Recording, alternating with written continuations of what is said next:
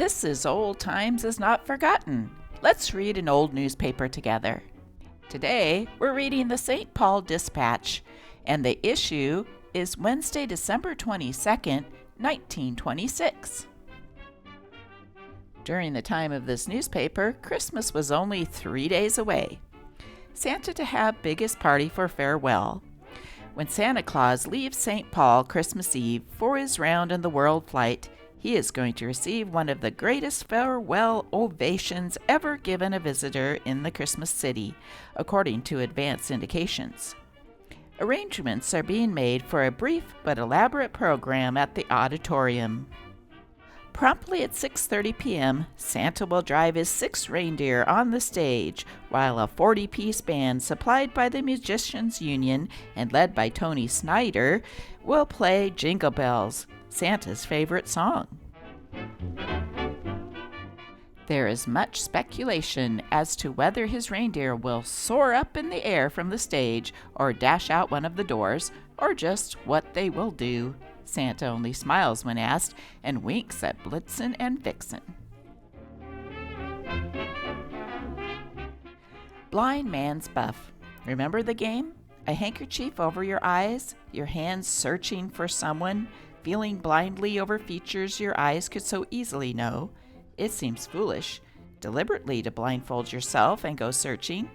You wouldn't blindfold yourself deliberately when you start out in search of purchases that help make life a game.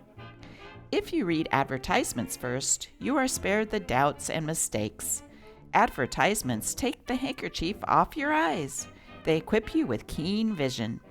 They lead you direct to the cleansing cream that will give the most freshness to your skin, to the cream wafers most tempting to serve, to the sparkling drinks most pleasing. They put in your hands familiar good things guaranteed to please. You can't afford to buy under a blind man's buff. Read the advertisements to avoid the blindness and the buff. Don't overlook these today at the St. Paul Dispatch.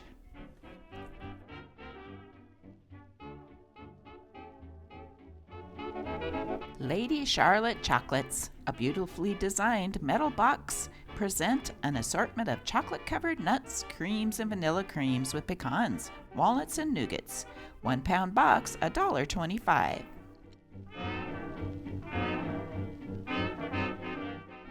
At the Golden Rule Store, a gleaming candle. The Yuletide spirit has firmly gripped the hearts of the people of St. Paul, the Christmas city.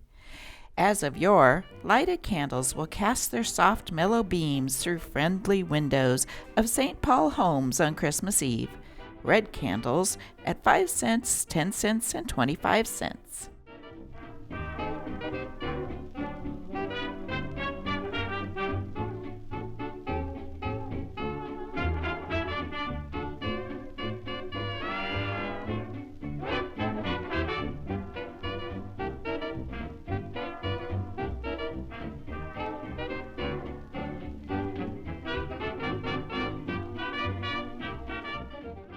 $700 Dine on Huge Moose, Grand Rapids, Minnesota, December 22nd, 1926. One 1,600-pound moose shot in Canada by one man with one bullet fed 700 persons at a banquet here. Fred Bentz of Grand Rapids went to Canada a few weeks ago, bagged the moose, and then invited the McVeigh Dunn Post of the American Legion and the Women's Auxiliary to dine. At the banquet, 175 persons were fed at a time, the tables being refilled 4 times.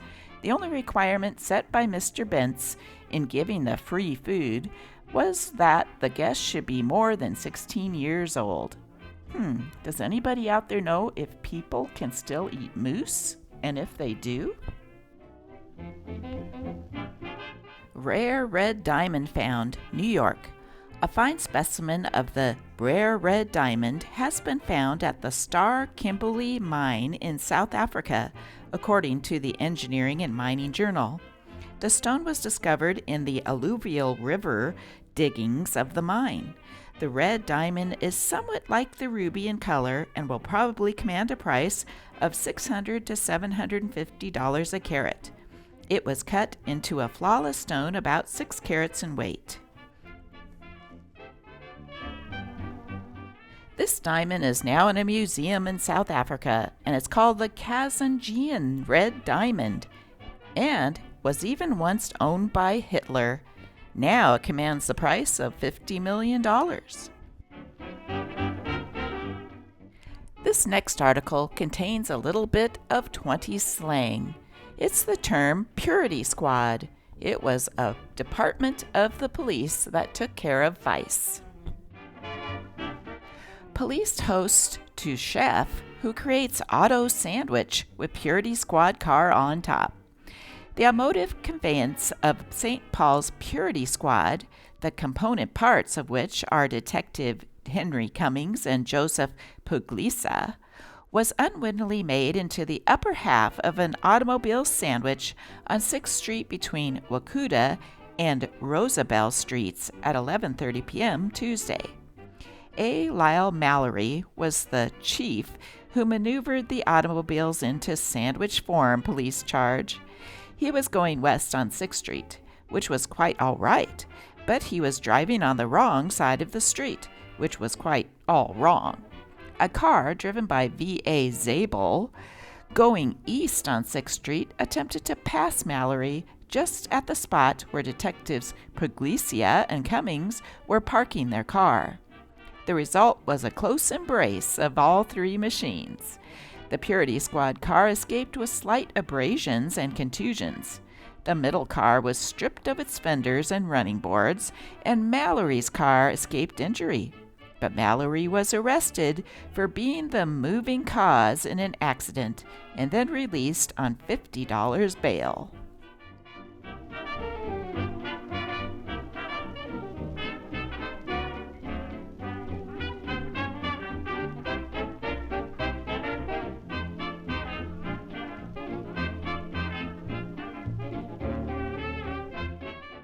Christmas bandits of tender age give Chicago police new worries. Chicago, December 22, 1926. Soon the modern bandit will be expected to jump directly from the cradle into his chosen occupation. The striking youth of the large proportion of those captured in the annual Christmas crime wave is ready proof. 4 boys in a stolen automobile gave motorcycle policemen a chase through crowded streets.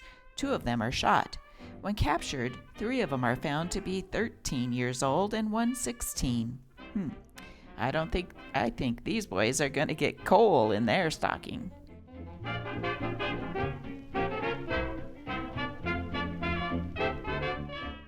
Mayonnaise for the face. Leipzig. Mayonnaise sauce, as the latest aid to beauty, has the authority behind it of a woman specialist in skin diseases. Dr. Ulse Rembold of Leipzig, after remarking on the harm done to many complexions by ordinary soap, advised her readers to take a few drops of salad oil in the hollow of their hands and to add a little of the yolk of an egg. The mixture applied to the face removes all impurities from the skin, she advises, better than any soap known, and when it's rinsed off, leaves the skin surprisingly fresh and soft. The bad news about man. Man is deteriorating. Take it from Dr. Edwin Grant Conklin of Princeton. For one thing, according to the doctor, man's little toe is much smaller than it used to be, and the minute nature begins skimping on little toes, his goose is cooked. Although it has escaped the notice of most of the toe owners themselves, the Princeton biologist has discovered that the little toes men are wearing today are mere shadows of the good old toes of yesterday. They are cheap substitutes of the 100% little toes of our forefathers. The little toes of 1926 are good for nothing.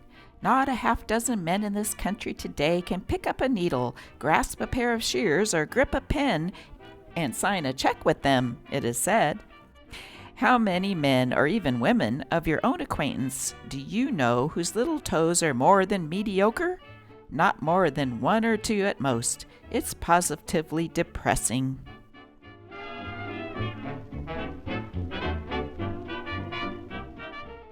A further sign of decadence is that our teeth are getting smaller. Teeth are nothing to what they were in the days of long ago. Ask any old-timer, where are the teeth of Captain John Smith, or David Crockett, or Daniel Boone? What was even more exasperating, nobody seemed to care. The modern-day teeth make me laugh, declared Amos Q. Pip in discussing the subject. Why, when I was a small boy, I've seen Indians kill settlers just for the ivory. Them was the days when teeth were teeth, continued Mr. Pip. The teeth people have today wouldn't have lasted a week in the old rough frontier days. Civilization is a funny thing. I can see my grandfather's teeth even now. He had the most powerful incisors east of the Mississippi. He was with Custer for years. Custer used to send him ahead to bite Indians, and when he bit an Indian, the Indian bit the dust. Once, when he was crossing the plains with his family in a covered wagon, redskins attacked him near a river, wounded him in both arms, and shot the horses. What did my grandfather do? He picked up the wagon with his teeth and swam across the stream to safety.